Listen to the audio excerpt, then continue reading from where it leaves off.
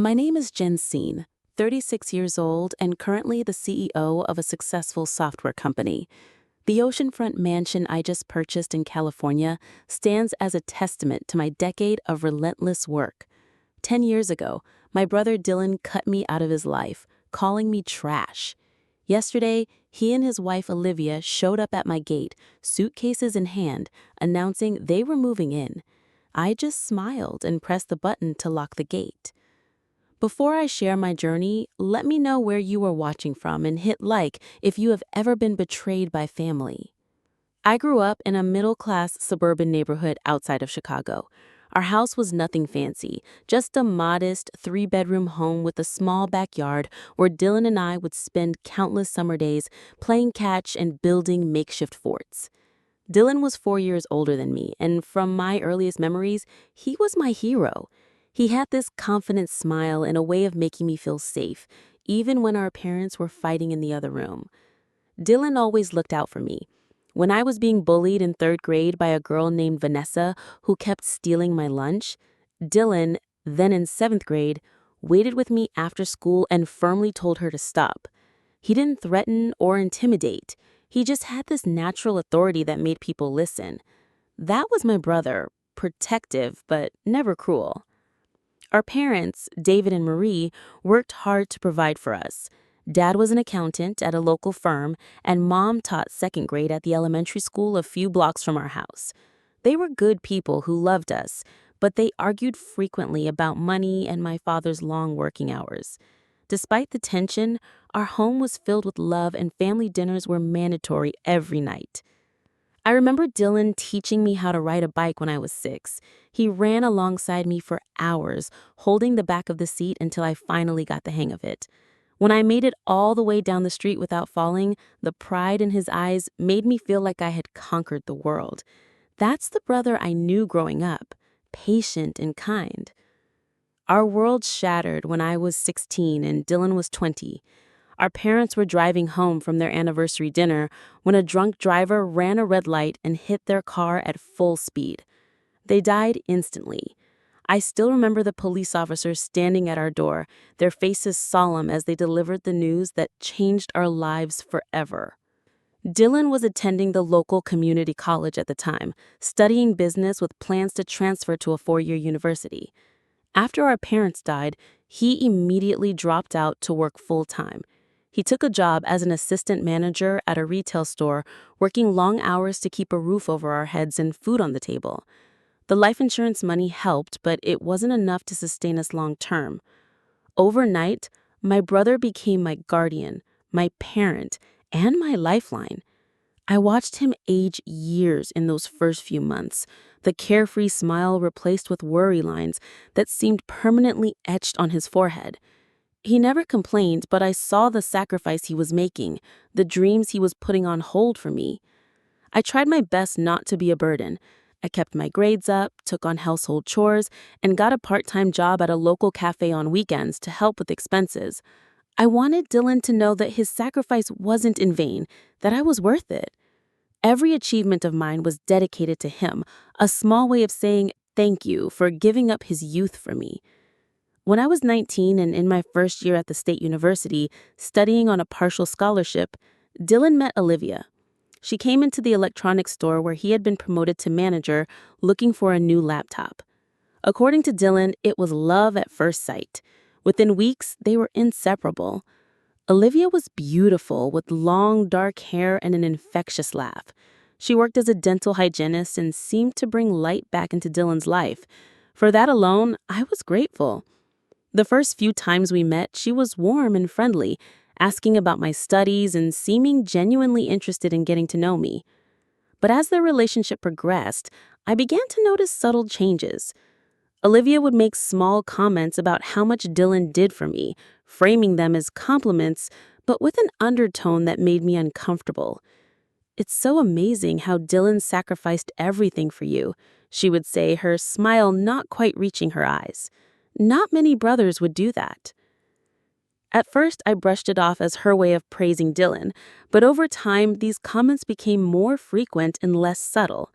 When Dylan and I would reminisce about our childhoods or share inside jokes, Olivia would grow quiet, her body language closing off until Dylan would notice and change the subject. I tried harder to connect with her, inviting her for coffee, asking about her interests, even offering to help plan surprise dates for her and Dylan. Sometimes she would accept my overtures with genuine warmth, and I would think we were making progress. Other times, she would decline with a thin excuse, leaving me confused about where I stood with her. Dylan was so obviously in love that he didn't seem to notice the tension, or if he did, he chose to ignore it, perhaps hoping it would resolve itself over time. I didn't want to cause problems in his relationship, so I kept my concerns to myself, gradually spending less time at their apartment and creating space for their relationship to flourish. I told myself that it was natural, that Dylan deserved to build his own life after years of putting mine first. But deep down, I missed my brother and the closeness we once shared. I didn't realize then how much more distant we would soon become. Dylan proposed to Olivia after a year of dating. He called me, excitement bubbling in his voice, to share the news. I was truly happy for him, believing he deserved all the joy in the world after everything he had sacrificed for me. The engagement party was at an upscale restaurant downtown, with Olivia's large extended family dominating the guest list. I sat at a table with distant cousins of hers who barely acknowledged my presence. The wedding was 6 months later, an elaborate affair at a country club that I knew must have cost a small fortune. I later learned that Olivia's parents had paid for most of it, something that seemed to both relieve and embarrass Dylan. I was a bridesmaid, not the maid of honor as I had secretly hoped. That position went to Olivia's sister, Rachel, who made it clear she saw me as an afterthought in the wedding party. Throughout the ceremony and reception, I plastered on a smile, determined not to let anything dampen Dylan's special day. But I couldn't shake the feeling of being an outsider, looking in, watching my brother begin a new chapter that seemed to have less and less space for me. After the wedding, Dylan and Olivia moved into a small but nice starter home in a developing neighborhood. I visited once for a housewarming dinner that felt stiff and formal, nothing like the comfortable gatherings Dylan and I used to have. Olivia had decorated every inch of the house with no traces of the memorabilia or photos from our childhood that Dylan had previously displayed. Around this time, I began to develop a passion for computer programming. It started in an introductory class I took to fulfill a general education requirement, but I quickly found myself captivated by the logic and creativity involved in coding. I switched my major from general business to computer science, spending hours in the computer lab working on projects beyond what was required for my classes. It was in the university programming club that I met Pernilla, a brilliant and outspoken junior who became my closest friend. Unlike many people in my life, Pernilla had no preconceived notions about me or my relationship with Dylan. She accepted me exactly as I was, pushing me to develop my skills and believe in my abilities. During my sophomore year, I began experiencing unusual fatigue and persistent headaches. At first, I attributed it to stress and lack of sleep from balancing classwork with my part-time job. But when the symptoms worsened, Pernilla insisted I see a doctor. After several tests, I received the diagnosis. I had a rare kidney condition that would require ongoing treatment and potentially a transplant in the future. The news was devastating. Beyond the fear for my health, there was the practical concern of how I would afford treatment. My student health insurance covered some costs, but left significant gaps. I took on additional work tutoring programming to freshmen and working extra shifts at the cafe, stretching myself thin while trying to maintain my grades. I didn't immediately tell Dylan about my diagnosis. He and Olivia had just announced they were saving for a larger house, and I knew he would put that on hold if he knew about my medical bills. For everything he had already given up for me, I couldn't bear to be a burden again. So I kept it to myself, managing my medication schedule and doctor appointments between classes and work. The treatments left me exhausted. There were days when I could barely drag myself out of bed, when the thought of facing another lecture or work shift seemed impossible. On those days, Pernilla would bring me notes from classes I missed, and sometimes soup or homemade bread from her grandmother's recipes. My condition worsened midway through the semester, and I ended up in the hospital for 3 days after collapsing in the computer lab. The university administration was understanding, allowing me to take incomplete grades and finish my coursework over the summer, but the hospital stay added thousands to my already mounting medical debt. It was Pernilla who finally convinced me to call Dylan. "He's your brother," she argued. "He would want to know." The phone call was brief and uncomfortable. Dylan sounded shocked, then angry that I had kept my illness from him. He promised to visit the next day. When he arrived at my dorm room, Olivia was with him. She stood slightly behind him, her expression unreadable, as he hugged me and demanded to know all the details I had been hiding. I explained everything, downplaying the severity and financial strain as much as possible. "Why didn't you tell me sooner?" Dylan asked, hurt evident in his voice. I said, "You have your own life now. You've done enough for me already." The conversation was interrupted when my phone rang with a call from my doctor's office. As I spoke with the nurse about adjusting my medication, I noticed Olivia whispering something to Dylan. Her eyes narrowed in my direction. After I hung up, the atmosphere in the room had subtly shifted. "So, how much is all this costing?" Olivia asked, bluntly. Before I could answer, Pernilla arrived with my textbooks from the library. She introduced herself cheerfully, but her smile faded as she sensed the tension. For the remainder of their visit, Olivia said little, while Dylan seemed torn between concern for me and awareness of his wife's discomfort. In the weeks that followed, rumors began reaching me through mutual acquaintances. Olivia was telling people that I was exaggerating my condition for attention and financial support. According to her, I was playing on Dylan's guilt and sense of responsibility, manipulating him, just as I supposedly had since our parents died. The accusations hurt more than the physical pain of my condition. I had spent years trying not to be a burden, working multiple jobs while maintaining a full course load, staying in cramped dorm rooms instead of asking to live with them. To be painted as a manipulative leech was both infuriating and heartbreaking. Pernilla urged me to confront them, to clear the air before the situation deteriorated further. But I hesitated, worried that forcing the issue would only drive a deeper wedge between Dylan and I. I chose instead to focus on my health and studies, hoping the rumors would eventually fade away.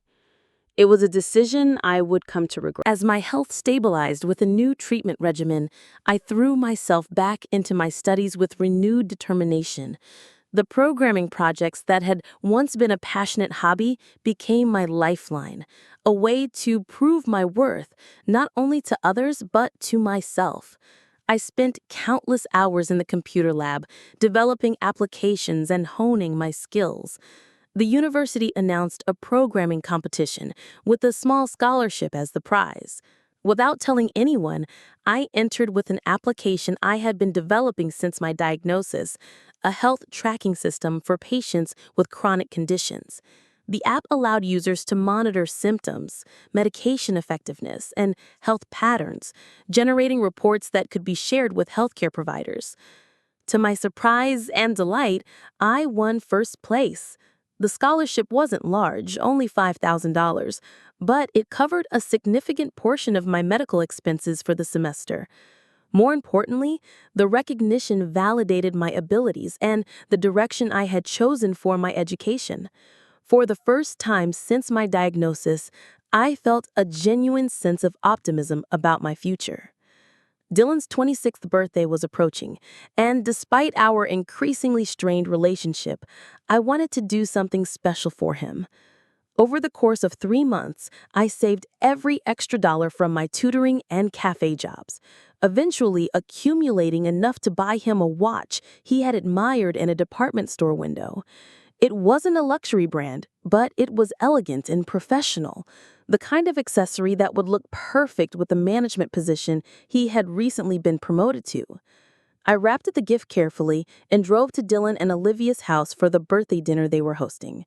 Their new home was larger than the starter house, with a spacious dining room where about a dozen guests, mostly Olivia's friends and family, were gathered. Dylan seemed genuinely happy to see me, pulling me into a warm hug that momentarily transported me back to simpler times. The evening progressed pleasantly enough, with polite conversation over a meal that Olivia had clearly put significant effort into preparing. I sat quietly, contributing to discussions when addressed directly, but otherwise observing the dynamics of this world that had formed in my brother's life, a world where I was clearly an occasional visitor rather than a central figure. After dinner, as Dylan began opening gifts, I felt a nervous anticipation. When he unwrapped my present, his face lit up with surprise and pleasure. "Jensine, this is incredible," he said, immediately putting the watch on his wrist.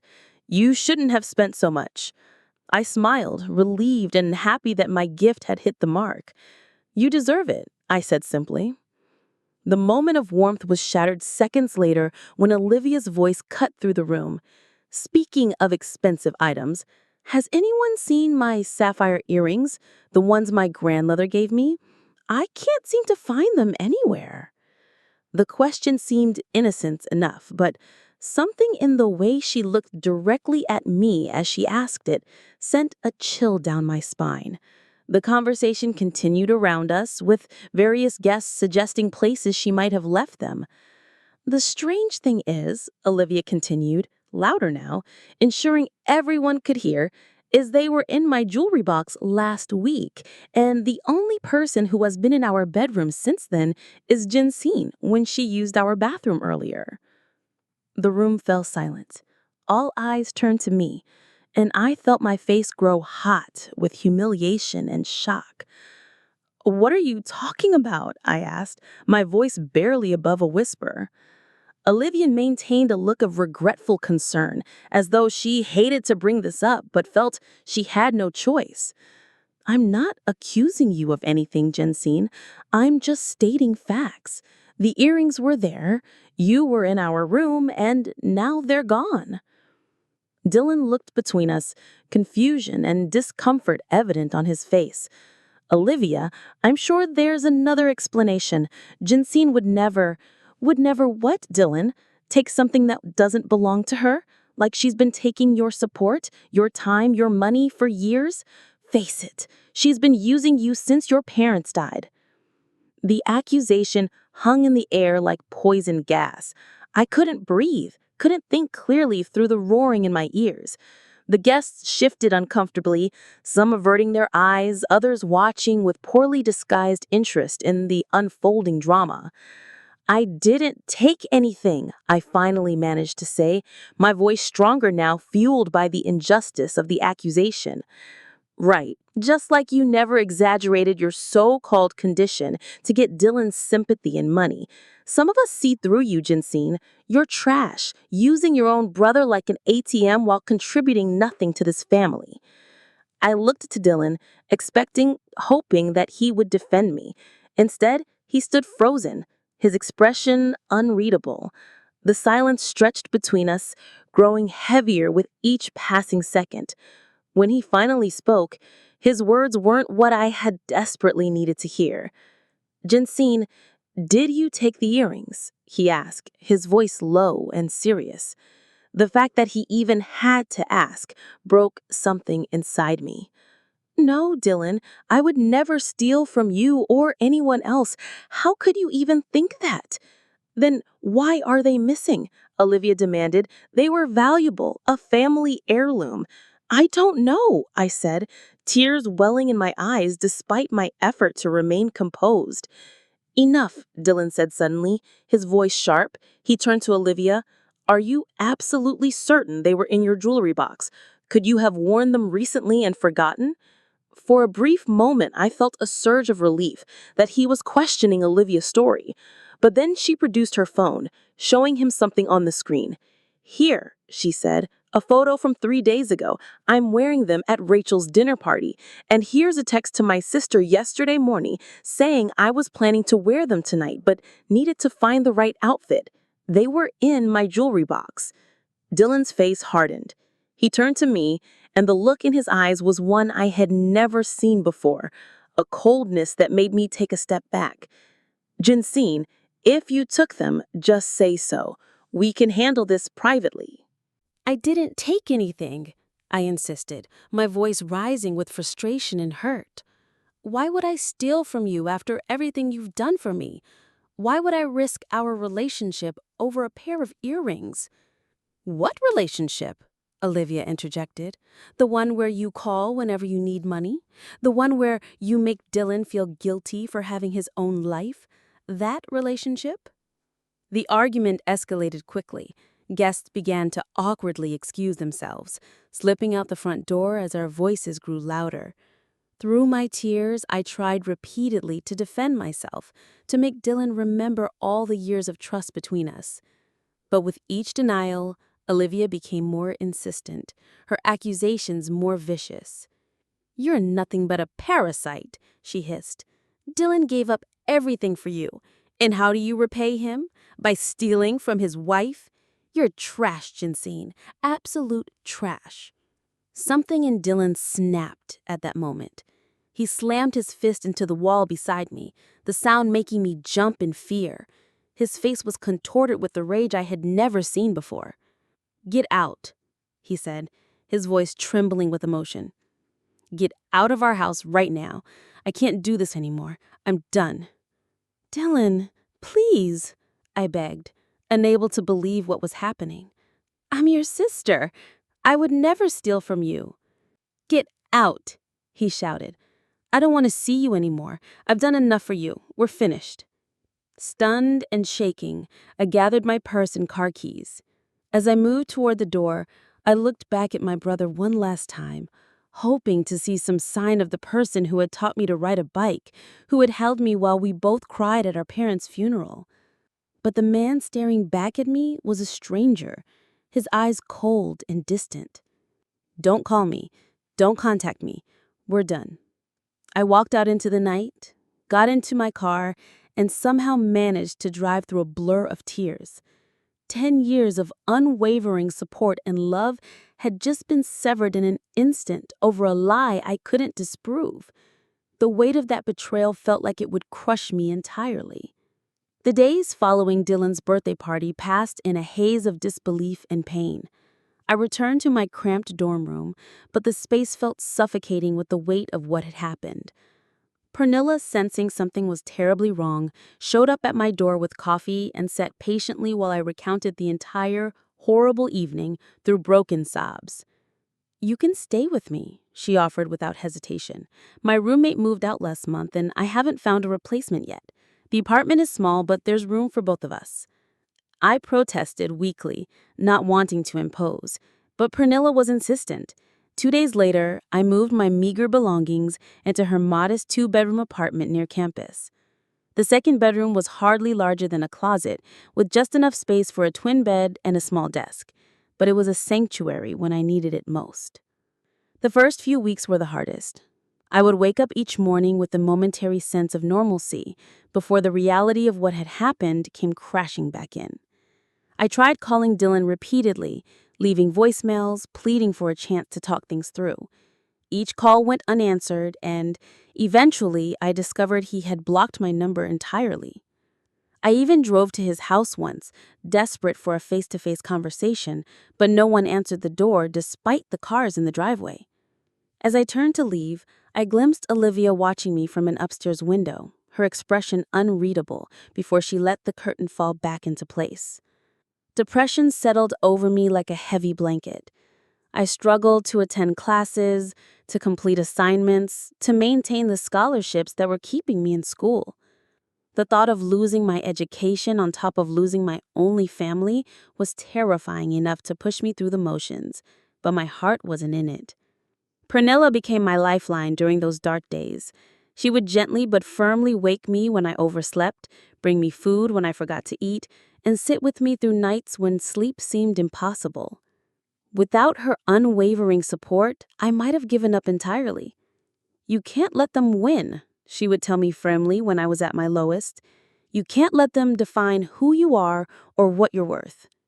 Slowly, painfully, I began to rebuild my life around the gaping hole my brother's absence had left. I threw myself into my studies with renewed determination, channeling my hurt and anger into productive energy. If Dylan believed I was nothing but a burden, a parasite, I would prove him wrong by becoming entirely self-sufficient. I took on more tutoring hours and picked up freelance coding projects, working on websites for local businesses to supplement my income. Every extra dollar went toward my medical expenses and building a small emergency fund. I lived frugally, cutting out any unnecessary expenses and learning how to make the most of limited resources. My health condition required ongoing monitoring and medication, a constant reminder of the vulnerability I was determined to overcome. I became meticulous about managing my treatment, researching alternative therapies and lifestyle changes that might improve my prognosis. The health tracking app I had developed for the competition became my personal management tool, evolving with each new insight into my condition. 2 years after the fallout with Dylan, I graduated with honors in computer science. Pernilla cheered loudly from the audience as I walked across the stage to receive my diploma. There was no family section for me to wave to, no proud older brother taking photos, but I held my head high nonetheless. This achievement was mine alone, earned through perseverance and resilience. Through a professor's recommendation, I secured a competitive internship at a small but innovative tech company specializing in healthcare applications. The position paid modestly, but it offered invaluable experience and the potential for growth. I moved into an even smaller apartment than the one I had shared with Pernilla, who had accepted a job in another state but promised to stay in touch. The internship was demanding with long hours and high expectations. I embraced the challenge, volunteering for additional projects and constantly seeking to expand my skills. My health tracking app, which I continued to refine in my spare time, caught the attention of my supervisor, who encouraged me to present it at a departmental meeting. That presentation changed the trajectory of my career. Among the attendees was Nathan Reynolds, a venture capitalist with a particular interest in healthcare technology. After the meeting, he approached me with thoughtful questions about the app's functionality and potential applications. "This has real commercial potential," he said, handing me his business card. "I'd like to discuss it further when you have time." Over coffee the following week, Nathan outlined what he saw as a significant market gap that my application could fill. Patients with chronic conditions need better tools to manage their health between doctor visits, he explained. Your personal experience gives you insight that most developers lack. Have you considered turning this into a business? The idea seemed far-fetched at first. I was barely keeping my head above water financially, with student loans and ongoing medical expenses. How could I possibly start a company? But Nathan was persistent, pointing out various funding options and offering to connect me with potential mentors in the healthcare technology space. "Think about it," he said as we parted. "You have something valuable here. Don't let it go to waste." His words stayed with me, planting a seed that grew slowly but steadily. Over the next several months, I researched the market, refined my concept, and developed a rudimentary business plan. When my internship ended with an offer for a full-time position, I made the difficult decision to decline and instead pursue my own venture. With Nathan's guidance, I secured a small amount of seed funding, enough to rent a tiny office space and cover basic expenses for 6 months. I lived on a ramen noodles and coffee, working 16-hour days to build out the application into a full-featured platform. Every penny went into the business, with nothing left for comfort or security. The first year was brutal. I faced technical challenges, regulatory hurdles, and market resistance. Twice I came within days of running out of money entirely, saved only by last-minute consulting projects that kept the lights on. My health suffered from the stress and long hours, leading to a brief hospitalization that drained my emergency fund and left me more determined than ever to succeed. During one particularly desperate period, when a critical server upgrade threatened to bankrupt the fledgling company, Pranila flew in for a weekend visit. After seeing the state of my finances, she withdrew her entire savings, $5,000 she had been setting aside for graduate school, and insisted I take it. "It's an investment," she said firmly, when I protested. "I believe in you and what you're building. Pay me back when you're a millionaire." Her faith in me, unwavering despite all evidence suggesting my venture was doomed to fail, gave me the courage to continue when quitting seemed like the only rational option. I plastered her handwritten note, "Future millionaire, keep going," above my desk, a daily reminder of why failure wasn't an option. 3 years into my entrepreneurial journey, things began to shift. The healthcare tracking platform, which I had named HealthSync, had gone through multiple iterations based on user feedback and testing. What began as a simple symptom and medication tracker had evolved into a comprehensive health management system with predictive analytics and integration capabilities with major electronic health record systems. A breakthrough came when Dr. Linda Matthews, the head of chronic disease management at Northwestern Memorial Hospital, agreed to pilot HealthSync with a small group of kidney disease patients. The results exceeded everyone's expectations, with significant improvements in medication adherence and early intervention when warning signs appeared. "This is exactly what we've been looking for," Dr. Matthews told me after reviewing the 6-month data. "The ability to see patterns between appointments gives us a much more accurate picture of what's really happening with our patients." The pilot program expanded to include other departments, and word began to spread within the medical community.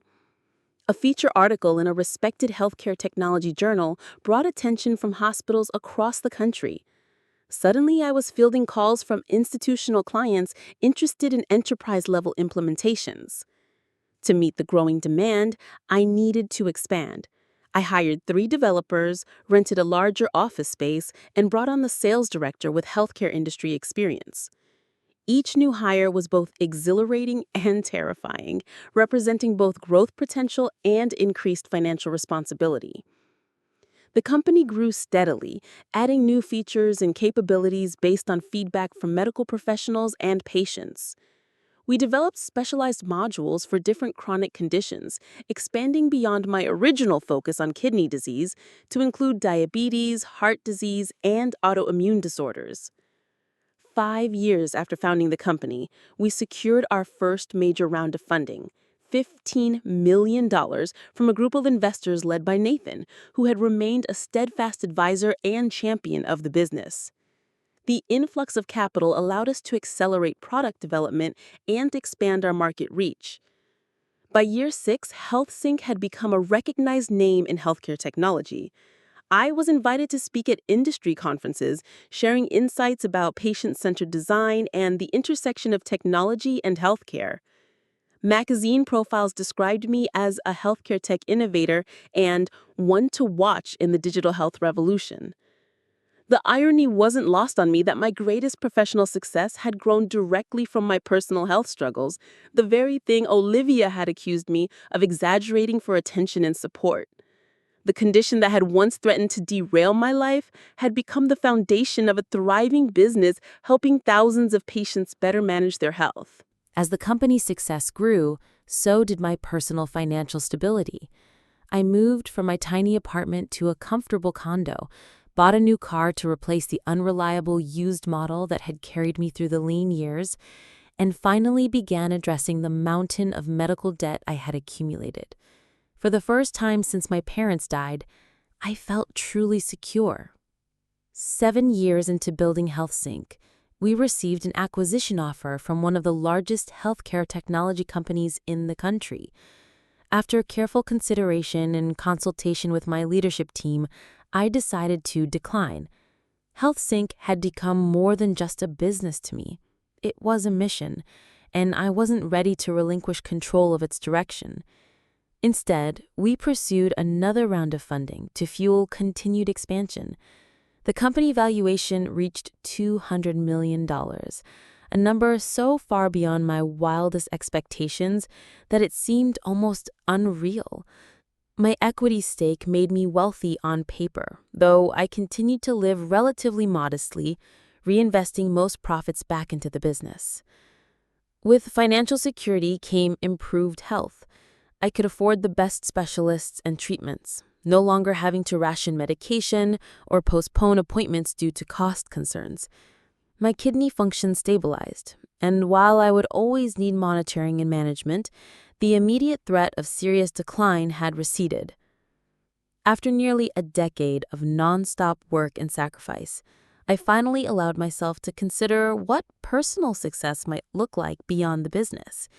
Pernilla, who had remained my closest friend and had eventually joined HealthSync as Chief Operating Officer, encouraged me to find balance. "You've built something extraordinary," she said during a rare weekend when we both took time away from the office. "But what's it all for if you never enjoy it?" Her question lingered with me, prompting a period of reflection about what I truly wanted now that survival was no longer my primary concern. The answer came unexpectedly while I was visiting a potential client hospital in Southern California. Driving along the coast after the meeting, I passed a for sale sign in front of a stunning oceanfront property. On impulse, I called the listed realtor and arranged a viewing for the following day. The house was everything I had never allowed myself to dream of: a modern 3-story home with walls of glass facing the Pacific, multiple terraces, and a private path leading down to the beach. It was extravagant, unnecessary, and absolutely perfect. 2 months later, after negotiations and a thorough inspection process, I signed the papers, making the oceanfront mansion mine. It was the first truly indulgent purchase I had ever made, a symbol of how far I had come from the desperate young woman who had once counted pennies to afford medication. As I stood on the main terrace that first evening, watching the sun sink into the ocean in a blaze of orange and pink, I felt a complex mix of emotions: pride in what I had accomplished, gratitude for those like Pernilla and Nathan who had believed in me, but also a lingering sadness for the relationship with Dylan that had been sacrificed along the way. Out of habit, I searched his name online, something I did every few months despite knowing it only reopened old wounds. This time, unlike previous searches that yielded little, I found a recent article from a local Chicago business publication. It detailed the bankruptcy filing of a retail chain where Dylan had been working as a regional manager. The article mentioned staff layoffs, including several executives. I wondered if Dylan had been among those affected, how he and Olivia were coping if he had lost his job. Despite everything, I couldn't help but worry about my brother. But I had learned the hard way that some bridges, once burned, cannot be rebuilt. Or so I thought, until the day my security system alerted me to unexpected visitors at my gate. The security alert chimed just as I was finishing a video conference with our development team. "Unidentified visitors at main gate," the automated message read, accompanied by a live video feed from the front entrance camera. Setting aside my laptop, I enlarged the video on my phone and felt the blood drain from my face. Standing outside my gate, looking directly into the camera, were Dylan and Olivia, 10 years older than when I had last seen them, but unmistakable. Dylan's hair was thinner, with strands of gray at the temples, and his face appeared gaunt, the confident posture I remembered now slightly stooped. Beside her, Olivia maintained her carefully put-together appearance, though her expression showed strain I had never seen before. My heart hammered against my ribs as conflicting emotions crashed through me. Shock that they had found me after all these years, anger at the memories of that final devastating night, curiosity about what could possibly have brought them to my door, and beneath it all, a small traitorous flicker of hope that perhaps, finally, They had come to make amends. For several minutes, I simply watched them on the screen. They rang the intercom twice more, waiting with increasing impatience between attempts.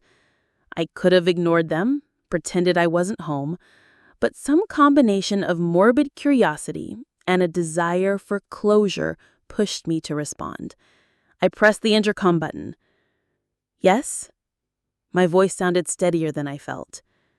Dylan's head snapped up at the sound. Is that you, Jensine?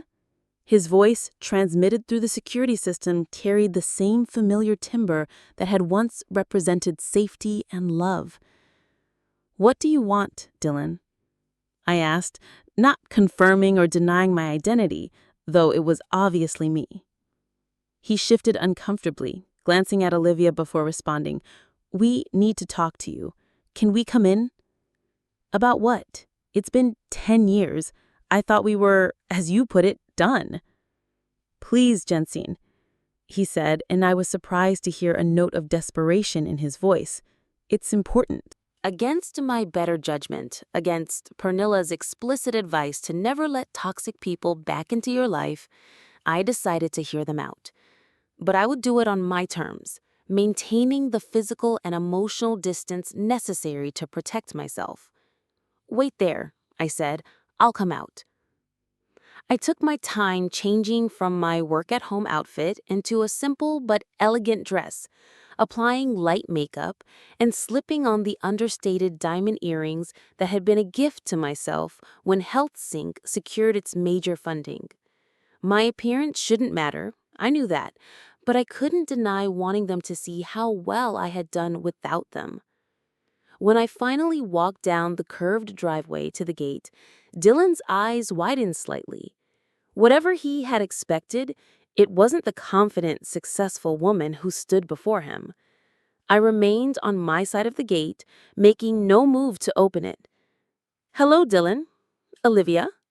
I nodded to each of them, keeping my expression neutral. What brings you here after all this time, and how did you find me? Dylan ran a hand through his thinning hair, a gesture so familiar it sent an unexpected pang through my chest. You're not exactly hiding, Jensine. Your company has been in the news, and your purchase of this place made the real estate section of the Los Angeles Times. I waited silently for him to continue, refusing to make this easier for him. You look good, he offered awkwardly. Healthy. I am, I replied simply. The wonders of being able to afford proper medical care. Olivia shifted uncomfortably at this oblique reference to the past. She looked older than her years, I noticed, with fine lines of discontent etched around her mouth and between her brows. We've had some difficulties, Dylan finally said, his voice dropping. I lost my job 8 months ago. The company went bankrupt, and there was no severance. I heard about that. I'm sorry about that. He looked surprised that I was aware of his situation. Well, I've been trying to find something comparable, but the retail sector is collapsing, and my experience doesn't seem to translate to other industries. We've been getting by on Olivia's income, but we lost the house. Olivia interjected suddenly, her voice sharper than her husband's. The bank foreclosed last month. We've been staying with friends, but we've run out of options. I raised an eyebrow, beginning to see where this conversation was heading. That sounds difficult. I'm still not clear on why you're here, though. Dylan took a deep breath. We saw the article about your new house, how it has 6 bedrooms and all this space. We thought, well, we're family, Jensine. We thought maybe we could stay here while we get back on our feet, just for a few months until I find another position. The audacity of the request left me momentarily speechless. After a decade of silence, after the cruel way they had cast me out, they expected to simply move into my home as if nothing had happened. Family, I repeated, the word tasting bitter on my tongue. Is that what we are? Of course we are, Jensine. Nothing changes that. Blood is blood.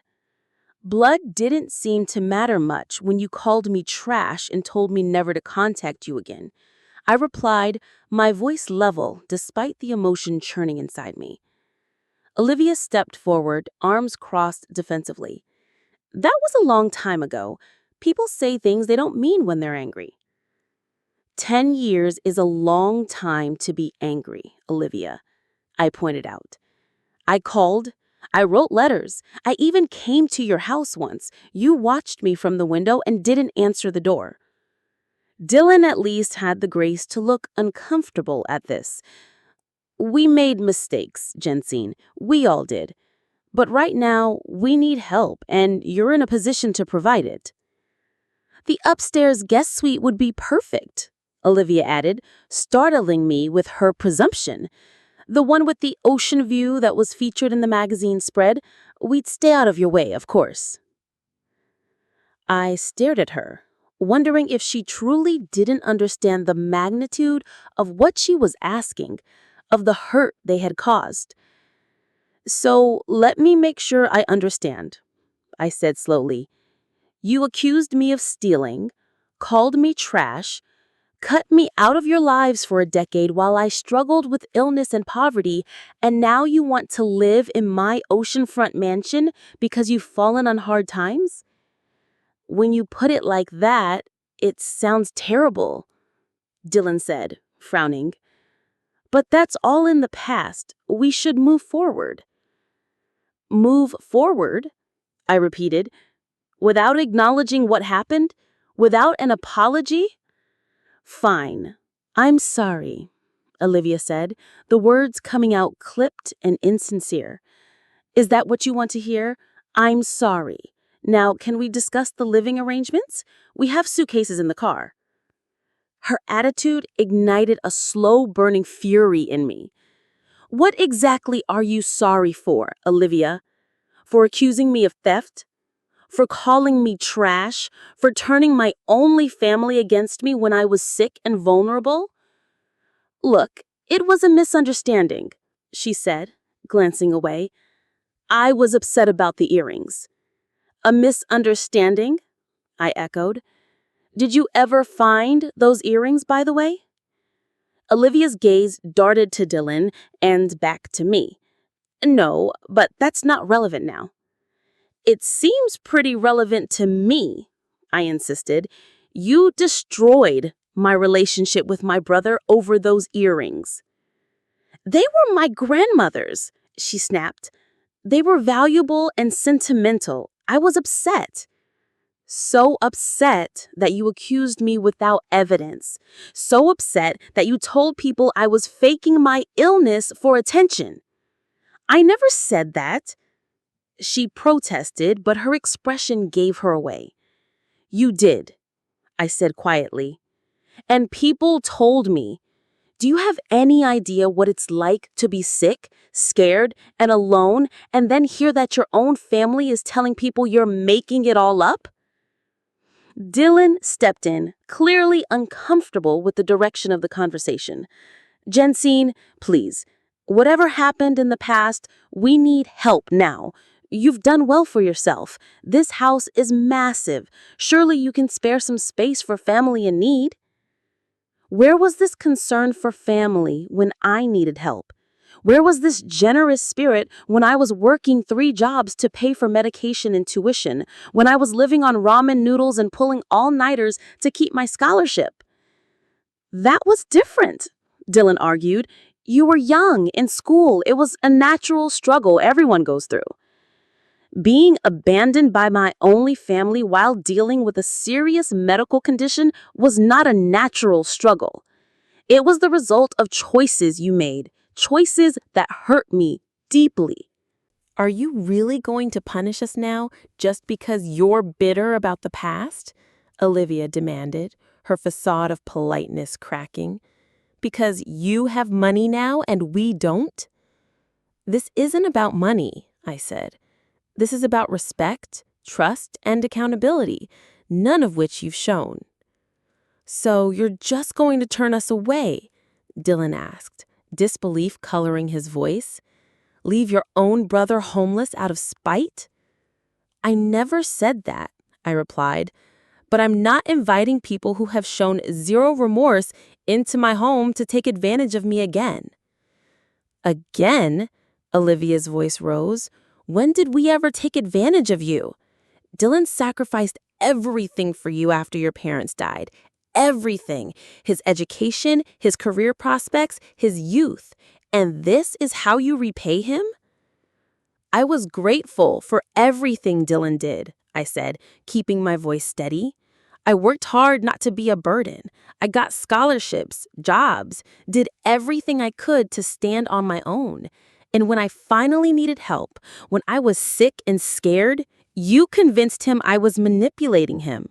You turned him against me over a pair of earrings that, let me guess, probably turned up eventually. Olivia's expression flickered, and in that moment, I knew. They did turn up, didn't they? I pressed. Where were they, Olivia? That's not important, she insisted, but Dylan turned to her with a questioning look. Olivia, he asked, what is she talking about? Olivia shot me a venomous look before responding. Fine. I found them a few weeks later. They had fallen behind the dresser, but that doesn't change the fact that at the time, I genuinely thought they were stolen. And you never thought to tell Dylan that? To reach out and admit you were wrong? To apologize to me for accusing me of theft and destroying my relationship with my brother? It was too late by then. Things had been said. Lines had been crossed. Lines you drew, I pointed out. Lines that cost me my only family during one of the hardest periods of my life. Dylan looked between us, a dawning realization spreading across his features. You found the earrings and never told me? He asked Olivia. All this time I thought, it doesn't matter now, Olivia said quickly. That was ages ago. We have real problems now, Dylan. Focus. It matters to me, I said quietly. It mattered when I was alone in a hospital room, wondering if I would be able to afford the treatment I needed. It mattered when I had no one to call when my business was on the verge of bankruptcy. It mattered during every holiday I spent alone while you two were playing happy family. If you're so successful now, why does any of this still matter? Olivia demanded. Unless you're just being petty and vengeful.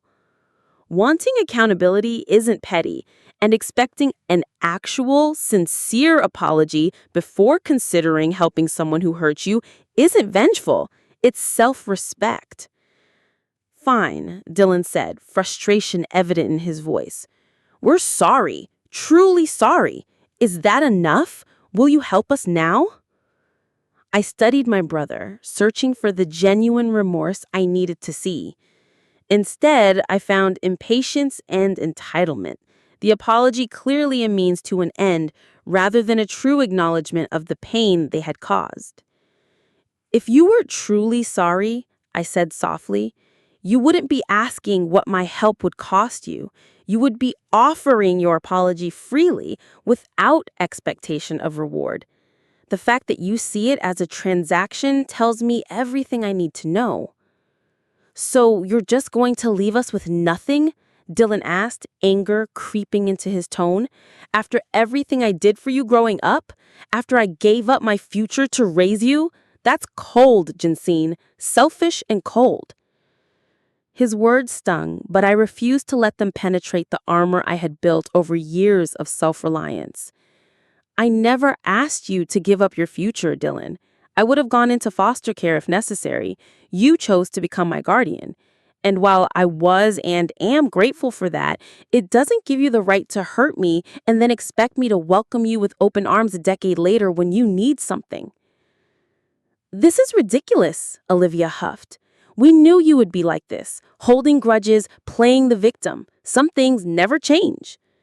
You're right, Olivia, I agreed. Some things never change.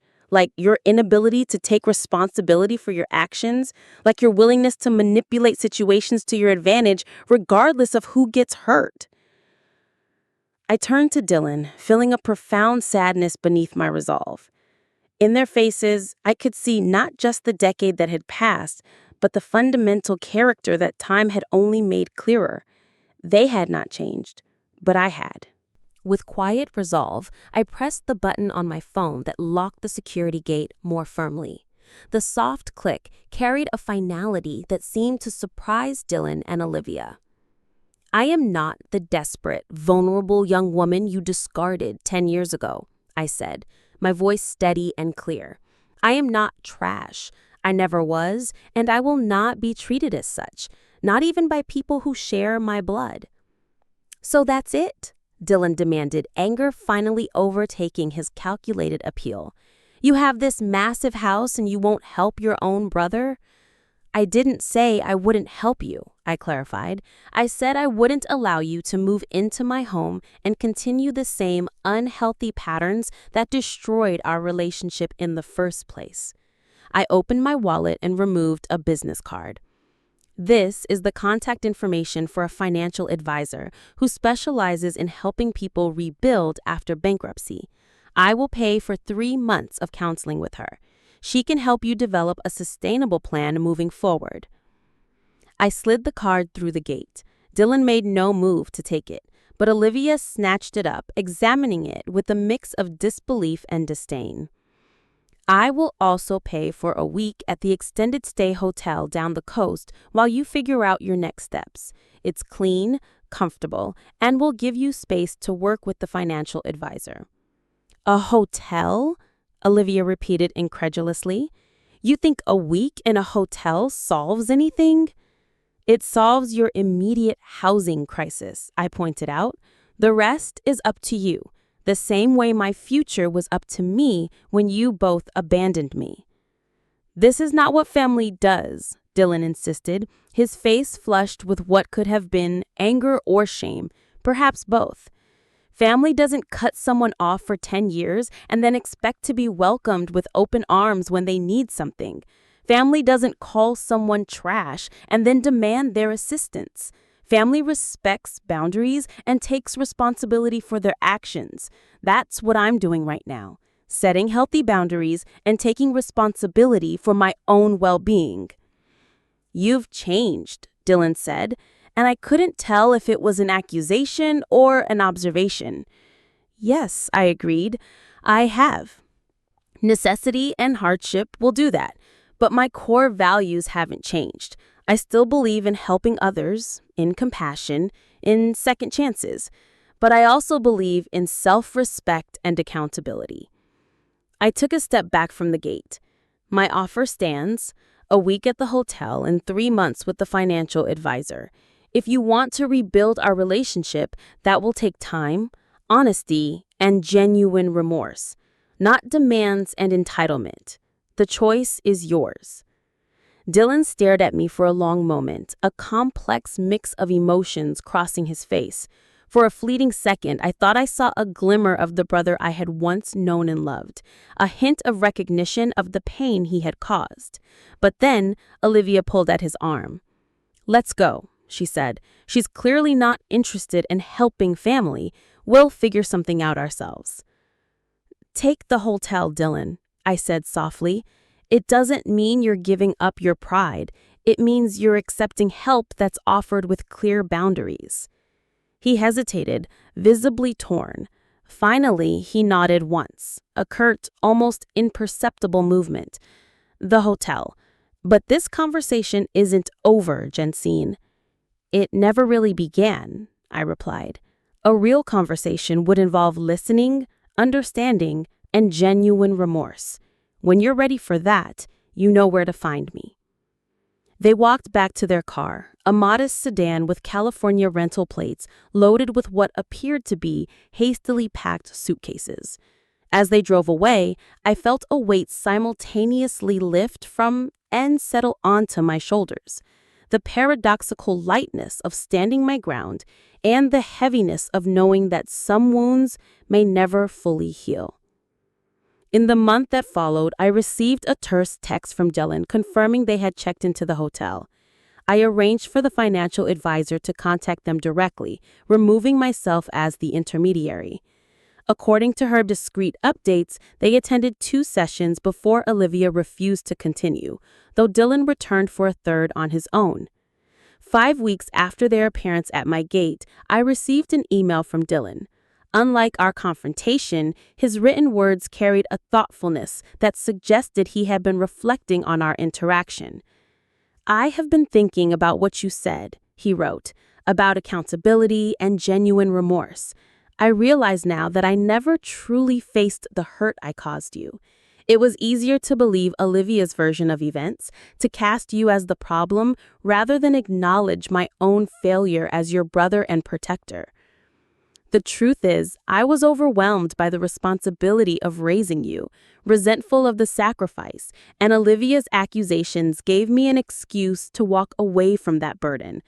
It was wrong, and I am truly sorry." He went on to explain that he and Olivia had separated. He had found a job at a small electronics store, modest compared to his previous management position, but steady income nonetheless. He was staying in a small apartment and for the first time in years reflecting on the choices that had led him to this point. "I don't expect forgiveness. I don't even expect a response. But I wanted you to know that your words that day at the gate made me see myself clearly for the first time in a decade. Whatever happens next, thank you for that clarity." I read the email several times, feeling the slow, tender unfurling of possibility where I had thought only scar tissue remained. I didn't respond immediately, allowing myself time to process my own complex emotions. Forgiveness, I was learning, could not be rushed or forced. It had to grow naturally from understanding and acceptance, like a delicate plant pushing through concrete. 2 weeks later, I suggested meeting for coffee at a neutral location. Dylan arrived early, nervous, but present in a way he had not been at my gate. We talked for hours, peeling back layers of hurt, misunderstanding, and regret. It was painful, raw, and occasionally uncomfortable, but also strangely healing, like cleaning a wound that had been festering for too long. We didn't emerge from that conversation with our relationship magically restored. Trust, once shattered, could only be rebuilt slowly, one small piece at a time. But we did emerge with a tentative path forward, an agreement to continue honest conversations, and a mutual recognition of both our shared history and our separate journeys. As my company continued to thrive, I found myself reflecting on the strange, painful road that had led me to success. The illness that had once seemed like a curse had become the inspiration for a business that helped thousands. The betrayal that had left me alone had forced me to discover my own strength and resilience. The brother who had abandoned me was now cautiously finding his way back, changed by his own failures and struggles. In honor of this journey, I established a scholarship fund for students facing medical challenges, providing the support I had so desperately needed during my own education. Pernella, now my business partner as well as my closest friend, helped design the application process to identify students with both significant need and promising potential. The first cohort of scholarship recipients included a young woman with a kidney condition remarkably similar to my own. Watching her confidence grow as the financial burden of treatment lifted, I felt a sense of completion, of turning full circle from recipient of pain to creator of healing. My oceanfront home, once a symbol of solitary achievement, gradually became a place of connection. I hosted gatherings for employees, friends, and eventually, a carefully rebuilding relationship with Dylan. The walls that had once protected me from further hurt slowly transformed into boundaries that were strong yet permeable, allowing me to choose who and what I welcomed into my life. The most profound lesson I learned through this decade-long journey was not about success or revenge or even forgiveness. It was about the power of self-worth. When Dylan and Olivia arrived at my gate that day, they expected to find the same vulnerable young woman who had believed herself worthless without her brother's approval. Instead, they found someone who had learned to value herself, to set boundaries, and to require respect from others.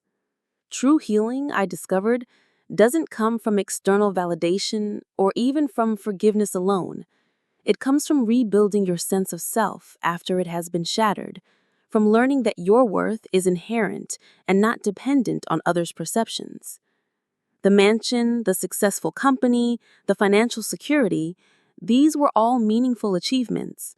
But my greatest accomplishment was the internal mansion I had built, a solid foundation of self-respect that no one could ever take away. As I write this from my terrace overlooking the Pacific, I am reminded that life rarely follows the path we expect.